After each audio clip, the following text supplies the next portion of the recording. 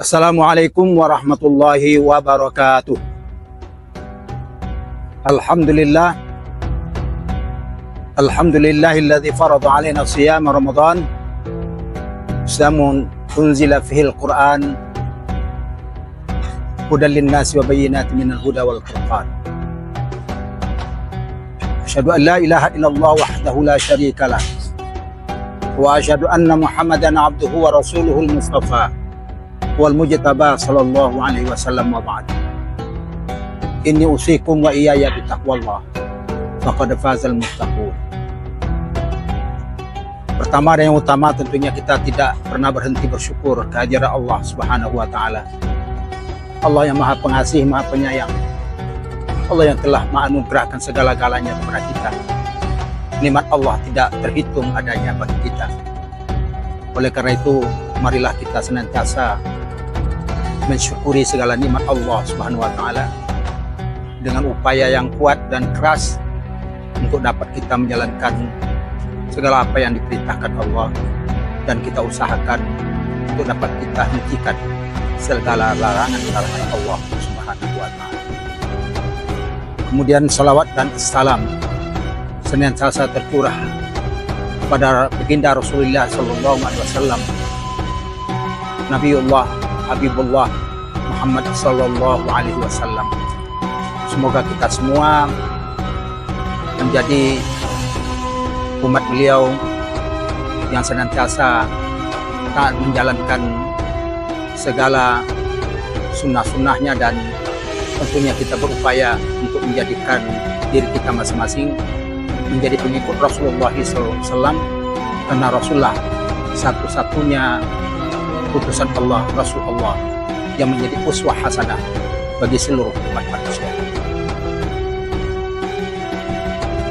Kaum muslimin, kaum muslimat yang dirahmati Allah, pada saat yang berbahagia ini, dalam kita menjalankan satu ibadah yang sangat utama dalam Islam sebagai rukun Islam, yaitu melaksanakan siam Ramadan, yang senantiasa kita terjemahkan dengan berpuasa pada bulan Ramadan. Tapi kalau boleh saya sarankan, kata siam atau kata saum harusnya menjadi kata yang sudah terpungut langsung dari bahasa asli ibadah ini. Bagaimana sholat yang dulunya kita terjemahkan dengan sembahyang, tapi hari-hari ini alhamdulillah kalian kaum muslimin sudah mengungkapkan dengan kata asli dari ibadah tersebut, yaitu sholat. Begitu juga haji, begitu juga zakat. Oleh karena itu, marilah sama-sama kita berdoa agar siam kita, saum kita senantiasa diterima oleh Allah Subhanahu wa taala dan berdampak positif bagi kebaikan diri kita dalam rangka mendekatkan diri kepada Allah Subhanahu wa taala. Sebagaimana kita ketahui semua bahwa tujuan ibadah yang diamarkan oleh agama kita Islam semuanya dalam satu tujuan, yang tidak lain adalah untuk mentakarrubkan diri kita, mendekatkan diri kita sedekat-dekatnya kepada Allah Subhanahu wa taala. Pada momen yang berbahagia ini, izinkan kami untuk menyampaikan satu tema rasanya sangat penting bagi kita, yaitu tema di mana kita berupaya untuk memperbaiki sholat kita. Karena ketika sholat kita baik, diterima Allah Subhanahu wa taala, maka insya Allah kehidupan kita juga akan menjadi baik. Oleh karena itu, judulnya singkat, perbaiki sholatmu, niscaya Allah akan memperbaiki hidupmu. Kaum muslimin yang dirahmati Allah Subhanahu wa taala, salat dalam ajaran agama kita dan ajaran Islam sama-sama sudah kita ketahui dan kita maklumi bahwa salat adalah imaduddin, tiang agama. Hadis Rasulullah SAW menyatakan bahwa Rasul Amri al-Islam wa imaduhu as-salat. Urusan segala sesuatu itu adalah Islam. Karena memang agama Islam itu mengatur seluruh urusan manusia. Tidak ada yang tidak diatur oleh agama kita yang namanya Islam. Islam adalah agama yang kafah, agama yang menyeluruh untuk membimbing manusia kepada jalan yang benar, kepada jalan yang lurus, yang memang diridhai oleh Allah Subhanahu wa taala. Maka oleh karena itu Islam tidak bisa tidak harus dapat kita jadikan sebagai satu-satunya way of life, jalan hidup kita untuk dapat kita kembali kepada Allah Subhanahu wa taala. Maka hadis itu disambung dengan wa imaduhu as-salah. Tapi tiang dari ajaran Islam itu adalah salat. Atau dalam ungkapan lain Nabi juga pernah bersabda bahwa as-salatu imaduddin, bahwa salat itu adalah tiang agama. Kita tahu bahwa sebuah bangunan kalau tanpa tiang, maka pastilah bangunan tidak akan berdiri. Maka oleh karena itu, sedemikian rupa posisi sholat yang dinyatakan sebagai imaduddin, sebagai tiang agama.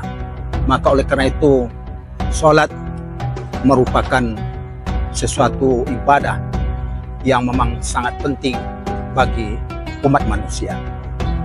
Tentunya harapannya seluruh umat manusia, tetapi menurut Allah Subhanahu wa taala juga tidak seluruh umat manusia rupanya yang sadar untuk itu.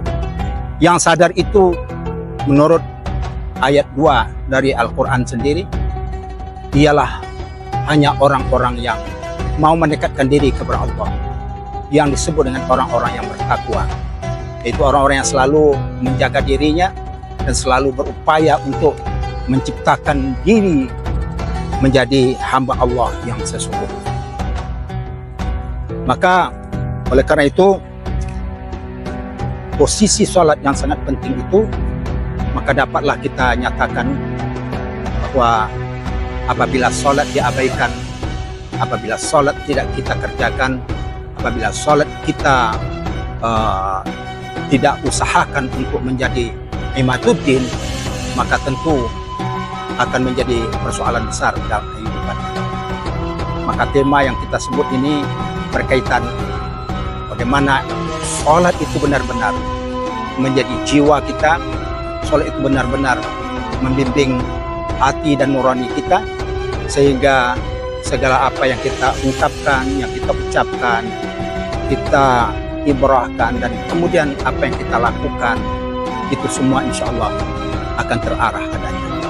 Dan hanya orang-orang yang sholatlah yang insya Allah akan terbimbing selalu hatinya. Ayat tentang sholat ini banyak sekali dalam Al-Quran. Maka salah satu di antara yang perlu kita sampaikan di sini adalah surah Al-Baqarah yang berbunyi, A'udzubillahi minasyaitonirrajim, Bismillahirrahmanirrahim, Wasta'inu bis sabri was salah wa innaha lakabiratun illa 'alal khashiyin alladzina yazunnuna annahum mulaqu rabbihim wa annahum ilaihi raji'un. Dan mintalah pertolongan kepada Allah dengan kesabaran dan dengan sholat. Dan sesungguhnya sholat itu amat berat kecuali bagi orang-orang yang khusyuk. Orang-orang yang khusyuk itu adalah orang-orang yang meyakini betul bahwa mereka akan temu dengan Tuhannya tentu di yaumil akhir nanti, dan bahwa hanya kepada Allah saja mereka akan kembali.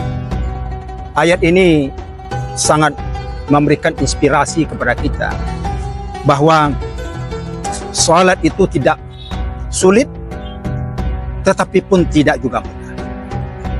Allah menyatakan di sini, wa innaha lakabirah, bahwa sholat itu ternyata berat. Walaupun dalam mengerjakannya di dalam fi'liyah, dalam perbuatan itu tidak terlalu sulit. Karena gerakan-gerakan yang diminta dalam sholat rasanya tidak ada yang menyulitkan kita. Berdiri, ruku, sujud, begitu terusnya, dan kita diberikan arahan secara syar'i bahwa sholat itu memang tidak boleh dibuat-buat dan harus berdasarkan kepada sunnah, kepada perbuatan yang dilakukan oleh Rasul kita yang mulia, Nabi kita Muhammad SAW. Karena seluruh ibadah itu sebenarnya seperti mana yang kami sampaikan adalah dalam rangka mendekatkan diri kepada Allah dan merupakan kewajiban bagi manusia untuk dapat mengerjakannya dengan sebaik-baiknya pada waktu yang ditentukan.